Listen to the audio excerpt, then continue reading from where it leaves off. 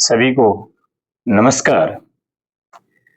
आज बात करने जा रहे हैं कि प्राइवेट सेक्टर में यानी प्राइवेट स्कूलों के अंदर टीचर की जो भूमिका है वो कितनी रहती है। हो सकता है आज वाला बिंदु कुछ जो अपने साथी हैं उनको पसंद आए, कुछ को नहीं भी आए, हो सकता है।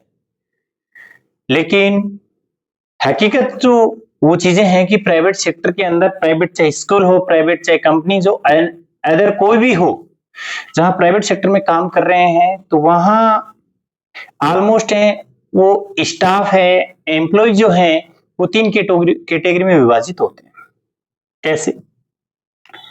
फर्स्ट ऑफ ऑल 30% होते हैं, 30% जो एम्प्लॉय होते हैं वो एम्प्लॉय तो होते हैं संस्था में, लेकिन वो संस्था में सिर्फ और सिर्फ एम्प्लॉय इसलिए होते हैं कि उनको उस संस्था से संबंध उनका इतना ही है कि बस एक अपनी ड्यूटी टाइम कीजिए और सिग्नेचर कीजिए और घर चले जाइए। ड्यूटी टाइम किया, सिग्नेचर किया और घर चले जाइए। देखो, जाना सभी को घर होता है, लेकिन उनकी कैटेगरी ये है कि भाई सिर्फ एक नाम के लिए अपन किसी संस्था में काम कर रहे हैं और फिर घर चले जाएं। उनमें संस्था का हित और अहित से कोई उनको लेना देना नहीं होता। फिर 40% जो टीचर हैं वो ऐसे होते हैं, वो जैसे सैलरी होती है, पैकेज होता है, उस पैकेज के अनुसार अपना काम किया और पैकेज के लिए काम करते हैं। वे सैलरी के लिए अपन काम कर रहे हैं, सैलरी आएगी और काम कर रहे हैं, उनसे इतना ही भूमिका रहती है उनकी। सैलरी के लिए काम किया फिर घर चले गए। मैं ये नहीं कहता कि एम्प्लॉय को स्कूलों में देर रात तक रुकना चाहिए या लेट तक काम करना चाहिए, नहीं, मैं शोषणात्मक बात नहीं कर रहा हूं। लेकिन 30% जो बचे हुए 30% हैं वो स्कूल की रीड होते हैं। वो कोई भी कंपनी है उनकी, स्कूल प्राइवेट सेक्टर की, वो रीड होते हैं एम्प्लॉय।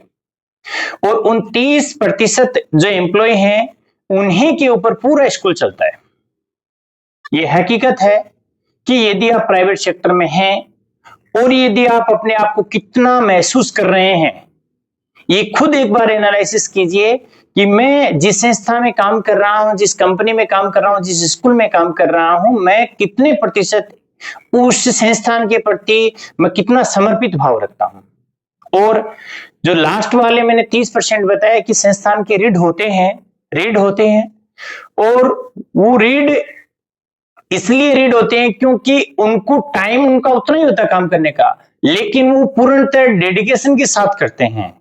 उनका सिर्फ समर्पित भाव होता है और जो समर्पित भाव रख के जो संस्थान के प्रति काम करता है, वो याद रखिएगा, वो एक ना एक दिन अवश्य प्राइवेट सेक्टर में भी अच्छा मुकाम हासिल करता है। मैं आपको उदाहरण बता दूं कि जो शुरुआत से जो प्राइवेट सेक्टर में काम करते हैं, वो प्राइवेट सेक्टर में काम करते करते उनको काफी अनुभव हो गया है, और अनुभव उन्हीं को होता है जो काम करते हैं। और जो लास्ट 30% जो एम्प्लॉय होते हैं, अनुभव उन्हीं को होता है और वो ही सीख पाते हैं। जो पहले वाले और सेकंड स्टेप वाले सीख नहीं पाते हैं, वो सिर्फ एक कुछ टाइम के लिए एम्प्लॉय संस्थाओं में रहते हैं और फिर किसी दूसरी संस्था में, फिर तीसरी संस्था में, चौथी संस्था में चले जाते हैं।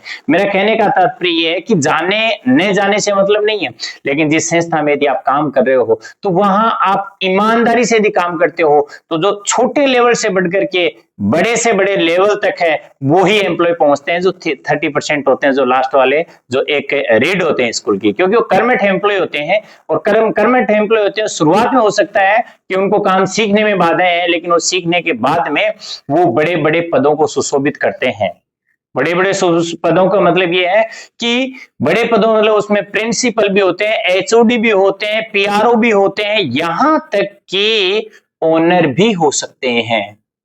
वो ओनर भी हो सकते हैं, लेकिन ओनर वही बनते हैं, प्रिंसिपल तक वही पहुंचते हैं जिनमें काम करने की कर्मठता और ईमानदारी झलकती है। वो ही आज नहीं तो कल बड़े बड़े पदों को और बड़ी बड़ी स्कूलों में बड़े बड़े पदों को सुशोभित करते हैं, लेकिन वही लोग करते हैं जो काम हार्ड वर्कर होते हैं, काम सीखते हैं और काम सीखने के साथ में संस्था के हित में काम करते हैं। उनको पता होता है कि संस्था के हित में कौन सा काम है, मैं जितना काम कर रहा हूं वो मैं संस्था के हित में कितना कर रहा हूं। ये हर एक व्यक्ति को खुद को पता होता है कि किस थिंकिंग से अपन जिस अपना वर्किंग जो स्थान है जहां काम कर रहे हैं वहां मेरी भूमिका कितनी है, उसको स्वयं को पता होता है और पता संस्था को भी होता है, लेकिन संस्था कभी बोलती नहीं है, कहती नहीं है। इसलिए मैं सभी प्राइवेट साथियों से यही निवेदन करता हूं, हो सकता है मेरी बात आपको कड़वी लगे, आप कौन सी कैटेगरी में आते हो वो खुद अपने आप को एनालिसिस कीजिए।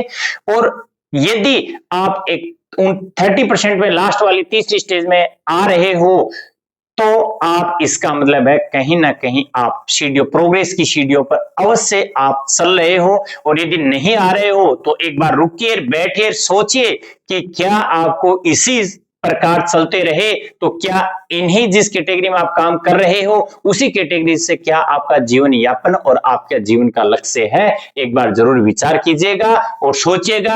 हो सकता है मेरी बातें आपको बुरी लगे तो बिल्कुल आपका जो कमेंट है वो आपका बिल्कुल आशीर्वाद, आपके कमेंट का स्वागत है और बिल्कुल आप कमेंट कीजिए। लेकिन एक बार यदि जीवन में प्राइवेट सेक्टर में काम करना है और सफल होना है प्राइवेट सेक्टर में तो एक बार अपने आप को बिल्कुल जरूर महसूस करना होगा और समझना होगा, क्योंकि प्राइवेट सेक्टर में काम करने के लिए बहुत बड़े बड़े स्कोप भी हैं, बहुत बड़े बड़े प्लेटफॉर्म भी हैं, जहां तक गवर्नमेंट से बढ़कर के बहुत बड़े बड़े प्लेटफॉर्म हैं। यहां तक कि 3-3, 4-4 लाख रुपए की सैलरी के अंदर भी प्राइवेट सेक्टर में प्रिंसिपल होते हैं, जबकि आपको ये सभी को पता है कि प्रिंसिपल गवर्नमेंट सेक्टर में होता है, उसको भी नहीं मिलता है। चलो आज के लिए इतना ही है। यदि और ऐसी जानकारियां लेनी है तो अपने चैनल को सब्सक्राइब कीजिए, कमेंट कीजिए, लाइक कीजिए। अच्छा, जय हिंद, जय भारत।